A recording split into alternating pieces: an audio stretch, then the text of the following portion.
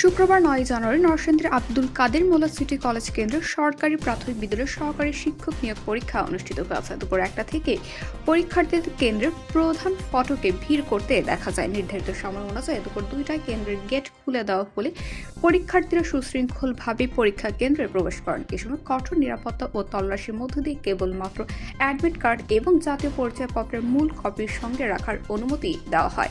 এসব ছাড়া অন্য কোনো সামগ্রী পরীক্ষার্থীদের সঙ্গে নিতে দেওয়া হয়নি। বিকেল ৩টায় পরীক্ষা শুরু হয়ে বিকেল ৪টা ৩০ পর্যন্ত শান্তিপূর্ণ পরিবেশে পরীক্ষা অনুষ্ঠিত হয়। পুরো সময় জুড়ে কেন্দ্রের ভেতরে ও বাইরে প্রশাসনের পক্ষ থেকে পর্যাপ্ত নজরদারি ছিল। উল্লেখ্য, সরকারি প্রাথমিক বিদ্যালয়ের সহকারী শিক্ষক নিয়োগ পরীক্ষা গত ২ জানুয়ারি ২০২৬ তারিখ অনুষ্ঠিত হওয়ার কথা ছিল। তবে বিএনপি চেয়ারপারসন ও বাংলাদেশের প্রথম নারী প্রধানমন্ত্রী বেগম খালেদা জিয়ার মৃত্যুতে রাষ্ট্রের শোক দিবস ঘোষণা করায় পরীক্ষার তারিখ পরিবর্তন করে ৯ জানুয়ারি নির্ধারিত করা হয়। পরীক্ষা সুষ্ঠু ও শান্তিপূর্ণ সম্পূর্ণ হওয়ার সন্তোষ প্রকাশ করেছেন সংশ্লিষ্ট কর্তৃপক্ষ ও পরীক্ষার্থীরা।